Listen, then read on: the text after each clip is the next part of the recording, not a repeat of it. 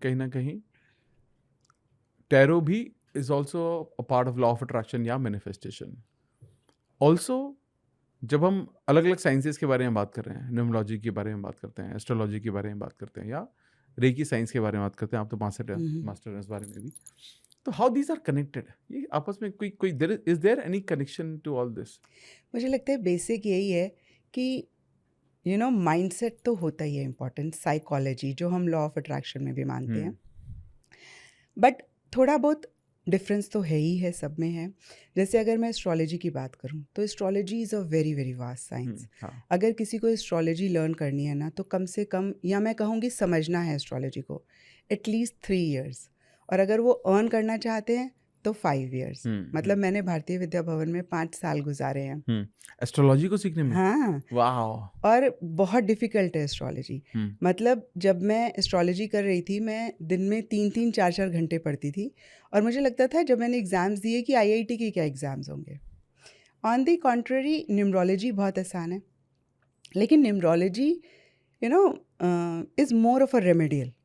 Numerology से हम उतना प्रिडिक्ट नहीं कर सकते हैं डिटेल में, जितना हम एस्ट्रोलॉजी से प्रिडिक्ट कर सकते हैं, टैरो से कर सकते हैं. एंड टैरो मुझे लगता है is the easiest and the most difficult. Okay, इसका मतलब ये हुआ कि अगर आपको राइट टीचर मिला, अगर आपने सही मायने में सीखा, तो मतलब टैरो से आसान और टैरो से अमेजिंग टूल कुछ नहीं है. लेकिन अगर आपको राइट टीचर नहीं मिला और आपने सही तरीके से नहीं सीखा है, एंड मैं अभी बात भी करूँगी उसके बारे में कि कौन सी चीज़ों का ख्याल रखना चाहिए if you want to make accurate predictions through cards. और जो बातें मैं आपको बताऊँगी, अगर ये 5 चीज़ें आपने नहीं माइंड में रखी, नो मैटर व्हाट, आप टैरो से एक्यूरेटली प्रिडिक्ट कर ही नहीं सकते हैं. हाँ, so will talk about it. But अगर अभी हम डिफरेंस की बात करें, तो टैरो को आप 9 to 12 days में समझ सकते हैं, लर्न कर सकते हैं, मास्टर कर सकते हैं, एंड 3 to 6 months की प्रैक्टिस से you can start earning. Okay. Google में बहुत सारे लोग बोलते हैं कि 28 days में, मुझे लगता है डोंट ट्रस्ट, बिकॉज वो नहीं होता है. 3 से 6 महीने आपको प्रैक्टिस करना है अगर आप अर्न करना चाहते हैं या आप अच्छे से टैरो करना चाहते हैं.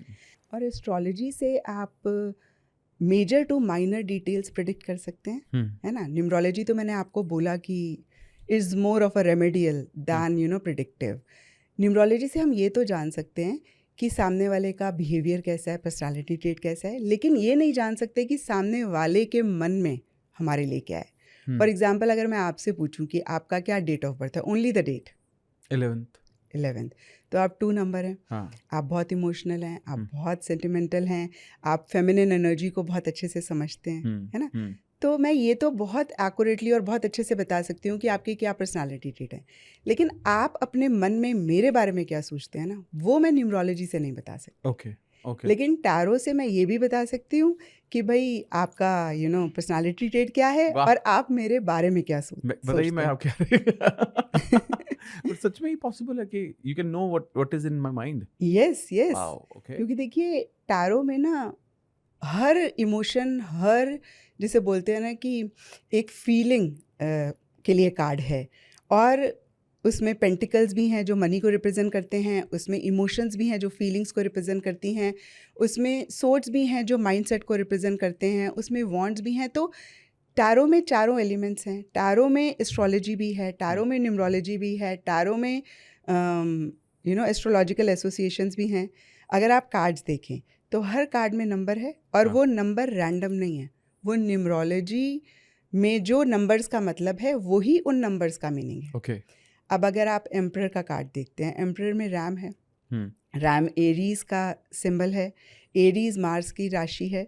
तो कहीं एम्परर का card Aries sign and Mars planet को रिप्रेजेंट करता है. अब आप ऑन द कॉन्ट्ररी देखें तो हॉरोस्कोप में आपको टैरो कार्ड्स नहीं दिखेंगे. आपने देखा होगा हॉरोस्कोप, है ना.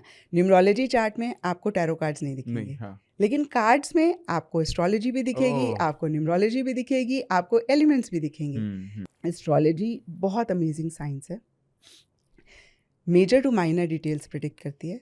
न्यूमरोलॉजी भी अगेन बड़ी अमेजिंग साइंस है, लेकिन प्रिडिक्टिव के लिए उतनी नहीं है, रेमेडियल के लिए बहुत अच्छी है. सामने वाले का एक पर्सनालिटी ट्रेट जानने के लिए बहुत अच्छी है. लेकिन टैरो इंक्लूड्स एवरीथिंग. ओके। और आपको ना जो एस्ट्रोलॉजी से आंसर्स मिलते हैं वही टैरो से भी मिलते हैं। मैं अपना एक एक्सपीरियंस आपसे शेयर करती हूँ। मैं MGF मेट्रोपॉलिटन मॉल में टैरो कर रही थी और मेरे करियर की नई नई शुरुआत थी। एंड आई स्टिल रिमेंबर, जैसे बोलते हैं ना, इस साइड पे शॉप्स थी, दोनों साइड्स पे इनफैक्ट शॉप्स थी, और बीच में फ्ली मार्केट लगी हुई थी। एक कपल अपनी शादी की शॉपिंग कर रहा था। अब बैकग्राउंड स्टोरी क्या है, लड़का बाहर से पढ़कर आया, उसको लड़की से प्यार हो गया और वो बोलता है मैंने तो तेरे से ही शादी करनी है। पेरेंट्स ने एस्ट्रोलॉजर से जब हॉरोस्कोप मैच करवाया तो एस्ट्रोलॉजर ने बोला कि भाई अगर लड़का लड़की से शादी करता है तो इसकी डेथ हो जाएगी। ओके। अब उन्होंने 3-4 एस्ट्रोलॉजर्स को कंसल्ट किया और सबने एक ही बात बोली। अब पेरेंट्स भी बोलते हैं कि भाई मत करो, लड़की भी बोल रही है कि मत कर, तेरे को कुछ हो गया तो मैं क्या करूँगी। और लड़का मानता ही नहीं, लड़का बोलता है कि अगर तूने मुझसे शादी नहीं करी तो मैं वैसे ही कुछ खा के मर जाऊँगा। तो अब वो करें तो करें क्या। अच्छा, मैं मॉल में टैरो कर रही हूँ और जैसे मैंने अभी बताया वो शॉपिंग कर रहे हैं और लड़की बार बार बोल रही है उसको कि भाई रहने देना, मत कर, मान जा। ऐसे में मैं उनको दिख गई तो लड़के ने बोला कि चलो अच्छा मैम से पूछ लेते हैं, है ना। ओके। अब जब पहली बारी उन्होंने ये सवाल मुझसे पूछा तो मैं तो घबरा गई। मुझे लगा कि इसका क्या मैं सवाल दूंगी ना, we are not suppose to predict death and birth.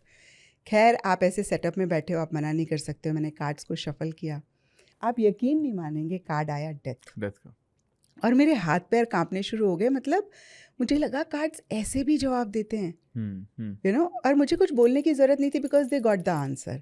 But उस दिन मुझे इस चीज़ का एहसास हुआ, जो हमें एस्ट्रोलॉजी से आंसर्स मिलते हैं वही हमें टैरो से भी मिलते हैं। और मेरे एस्ट्रोलॉजी से बहुत सारे फ्रेंड्स हैं जो क्यूरियोसिटी से जब टैरो रीडिंग कराते हैं तो वो बोलते हैं कि जो हमारी दशा चल रही है, जो हमारा हॉरोस्कोप बताता है वही कार्ड्स भी बताते हैं।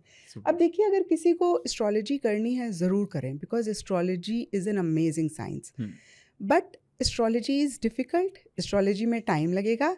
और अगर किसी को लगता है कि भाई हमें ऑकल्ट बहुत फैसिनेट करता है, हम करना चाहते हैं लेकिन हम बहुत ज़्यादा पढ़ाई नहीं करना चाहते हैं, या we want an easy way, so tarot वो कर सकते हैं। टैरो में कोई कैलकुलेशन नहीं है, कोई मैथमेटिक्स नहीं है।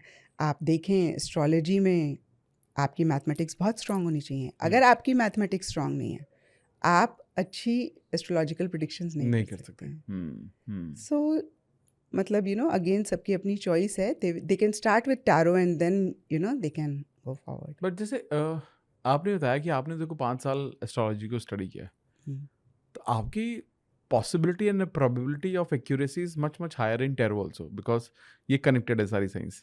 But anybody who is knowing is a new about, जो एस्ट्रोलॉजी के बारे में ज़्यादा नहीं जानता है, क्या उसके लिए भी इतना पॉसिबल है? मतलब इतनी एक्यूरेसी से क्या वो प्रेडिक्शन सच में कर सकते हैं? इसीलिए ना अमित, मैंने अपने टैरो मास्टर क्लास में ना न्यूमरोलॉजी और एस्ट्रोलॉजिकल एसोसिएशंस भी इंक्लूड किया है। okay. जब मैं टैरो कराती हूँ तो मैं अपने स्टूडेंट्स को यही बोलती हूँ कि मैं आपको टैरो नहीं सिखा रही हूँ, मैं आपको टैरो कार्ड रीडर बना रही हूँ। आपको जो भी कनेक्टेड चीज़ें हैं टैरो से रिलेटेड, क्योंकि टैरो में जैसे मैंने अभी आपको बताया एस्ट्रोलॉजी भी है और न्यूमरोलॉजी भी है, तो मैं बेसिक्स दोनों के कवर करती हूँ, so that they don't have to study further. अगर वो करना चाहते हैं, लर्निंग का तो कोई एंड नहीं है, आप करें। बट अगर आप जो टैरो मास्टर क्लास मैंने डिज़ाइन करी है वो कर लेते हैं, you are good to go, you are good to start. मतलब आपको किसी और चीज़ की कुछ टाइम तक ज़रूरत नहीं है, बाकी तो there is no end। हाँ। अगर आपको पॉडकास्ट की ये क्लिप बहुत अच्छी लगी तो आप यहाँ से इसके कंप्लीट पॉडकास्ट को भी देख सकते हैं। इसके साथ साथ आप अपना सपोर्ट बनाए रखें, चैनल को सब्सक्राइब जरूर कर दें। Thank you so much.